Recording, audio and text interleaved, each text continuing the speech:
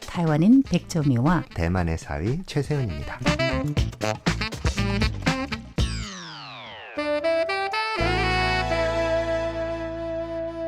안녕하세요. 대베이도크 최세훈 백조미입니다.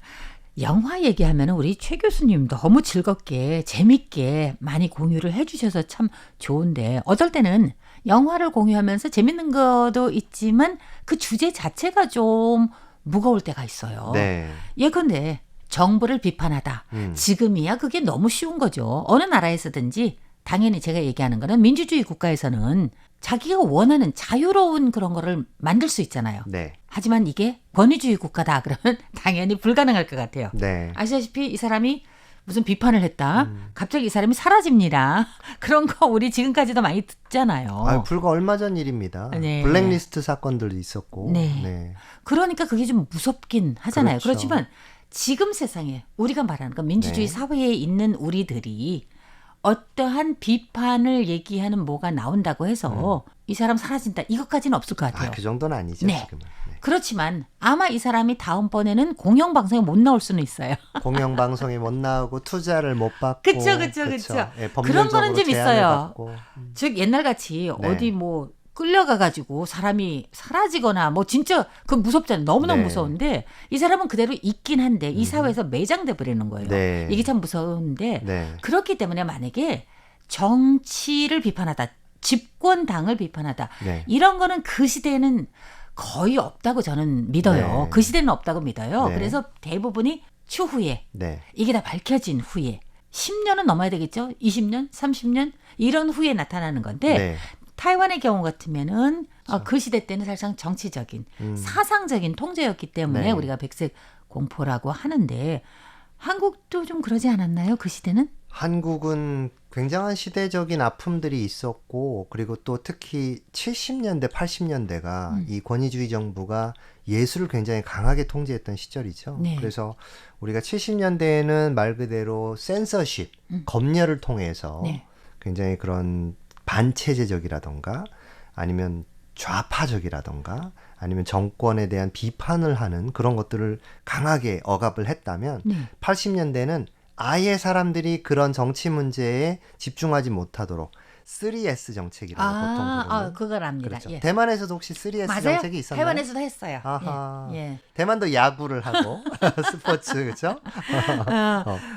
이렇게 말씀하시니까 네. 우리가 거의 비슷한 배경을 가지고 있어요. 네. 어쩐지 항상 한국, 대만 그러면은 뭐 형제다. 이제 완전 똑같은 그런 배경을 가지고 있네요. 제가 아는 민주화 연구자분께서는 네. 그 당시에 사실 대만과 한국이 그런 어떤 그 억압 정책 네. 혹은 국민을 무지몽매하게 하는 그런 문화 정책을 공유했다고 하더라고요. 심지어는 경찰들이 왔다 갔다 하면서 진압수를 서로 가르쳐주고 배웠다는 겁니다. 아이고 무섭죠 그런 건. 시대가 사실은. 그랬다고 하니까요.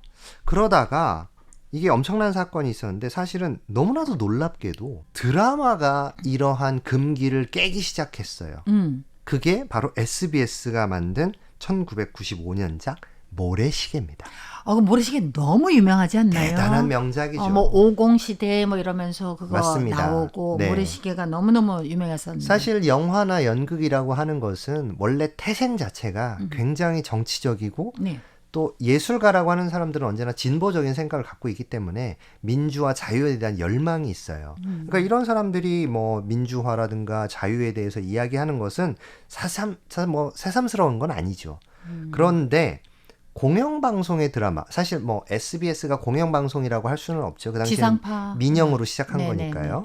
민영 회사에서 시작을 했는데 어쩜 그렇게 1995년에 이제 민주화 갓 된 김영삼 정부가 얼마 시작되지도 않은 이 시점에서 그 동안에 우리 이 대한민국의 건국의 역사 그리고 이런 쿠데타부터 시작해서 또 새로운 신군부 이야기를 거쳐서 깡패 이야기를 통해서 사회적인 그런 혼란상을 그려내는 대서사시로 이 모래시계를 만들어냈다는 건 굉장히 놀라운 일이라고 저는 생각을 합니다. 사실은. 역시 모래시계는 정말 굉장히 각광을 받았으면서도 근데 비판이 거의 없었어요. 네, 그 당시에 맞습니다. 어떻게 이걸 만들었지? 네. 많이 충격도 주면서 많은 사람들에게 어떠한 진실을 보여준 거라고 음. 저는 생각을 하는데 그렇죠. 타이완에서는 그런 드라마가 참 적었어요. 그렇다고 해서 우리가 더 억압을 받는다? 그렇지만은 않은 것 같아요. 근데 좀 성격상 네. 비교적 순종하는 그런 느낌? 네. 전체적인 국민이 약간 그런 느낌이 있었었고요. 그리고 타이완 같으면은 또 하나가 뭐냐면 한국에서의 작품 어떠한 작가의 네. 작품이라든지 네. 뭐 드라마, 영화 뭐 등등 항일 관련된 게 아주 많았었어요. 항일과 관련된 거예요. 네. 그런데 타이완은 이상하게 없어요. 그렇습니까? 네, 항일과 관련된 게 너무 이상하게 아예 일본 사람이 여기에 식민 통치를 했다라는 그런 역사가 없는 것처럼 느껴질 정도로 그런 게 없었네요. 네. 저는 참 그게 이상하다고 생각을 합니다. 한국에서는 항일 관련된 이 영화나 드라마는 너무 많아서 그렇죠. 사실은 뭐 헤아릴 수가 없을 정도죠. 대하 드라마에도 정말 많고 그러니까 맞습니다. 굉장히 큰 그 시대에 네. 그 시대에 한국인이 어떻게 그 역경을 네. 딛고 일어섰는지 네. 그리고 또 당연히 거기에서는 그렇죠. 내가 이렇게 빨리 독립될 줄 알았나 하는 것처럼 진짜 뭐 그 시대 때- 웃으면서 이야기를 하지만 어. 정말 씁쓸하죠. 그렇죠. 뭐 이런저런 이야기도 많고 네. 한국에서 큰 상을 탄 나무주연상을 탄 현빈 네. 씨도 하얼빈 그것도 아주 최근에 중요한 하얼빈이 대만에서도 굉장히 안중근 컸어요. 의사 하는 네. 거잖아요. 근데 이런 것처럼 항일 관련해서 네. 그 당시에 이런 식민 체제, 제국주의 이런 거를 반대하는 게 많았었는데 너무 이상하게 타이완에서는 그때 한창 뭐가 유행한지 아세요? 한국에서 한창 항일 관련된 드라마, 영화 막 나올 때 우리는 거의 로맨스예요, 로맨스. 아니 생각을 해보면 사실 하얼빈에서 이제 대상이 되는 이토 히로부미가 네. 사실 대만과도 인연이 깊지 않습니까? 당연하죠, 당연하죠. 굉장한 인연이죠. 여기에 총독을 지내시기도 그렇죠. 하셨고요. 그래서 사실은 이토 히로부미는 대만과 식민지 조선 두 군데에 모두 다 굉장히 중요한 역사적 흔적을 남겼지만 네. 일본인들에게 이토 히로부미가 그렇게 나쁜 뭐 정말 뭐 악랄한 그런 사람은 테러의 아니야. 대상으로 인식되지는 않잖아요. 그렇죠, 그렇죠. 예, 네. 예. 그런데 지금 이제 말씀하시는 거 보면 타이완에서는 왜 항일 그런 게 하나도 없지? 그러니까 좋게 말하면 타이완 사람은 그냥 이게 다 지나간 일이니까 이거 또 꺼내서 얘기해서 뭐 하냐 뭐 이런 식으로 용서할 건 용서하자. 저는 절대 잊으면 안 된다고 하는 그 중에 한 사람입니다. 그렇다고 네. 해서 마냥 누구를 싫어해라 미워해라 그게 네. 아니라 누굴 혐오해라가 아니라 적어도 역사는 좀 알고 삽시다. 그렇죠. 저는 그게 중요한 거예요. 알지도 못하고 그런 거 있잖아요. 맞습니다. 분명 저쪽 사람이 우리 아버지 죽인 사람인데 어. 내가 저 사람한테 아버지 부르면서 그렇죠. 따라다니는 거나 똑같잖아요. 네. 저는 그게 너무너무 싫은 거예요. 하지만 좀 세월이 흐른 후에 한국에서도 유명한 허샤셴 감독, 그렇죠. 비정성 씨 네. 이런 거 등등 이거 외에도 참 재밌는 것도 많았었어요. 제가 말하는 그 재밌는 건 웃기다라는 게 아니라 흥미로운 것 그 같은 내용이 말씀하시는 너무너무 거죠. 흥미롭기 때문에 다들 끝까지 볼 수 있는 그 시대를 말해주는 게 참 많았었던 거라고 생각을 합니다. 오히려 비정성시에서도 방금 기자님 지적하신 것처럼 거기서도 일본인들이 오히려 억압받는 존재로 그려지고 있죠.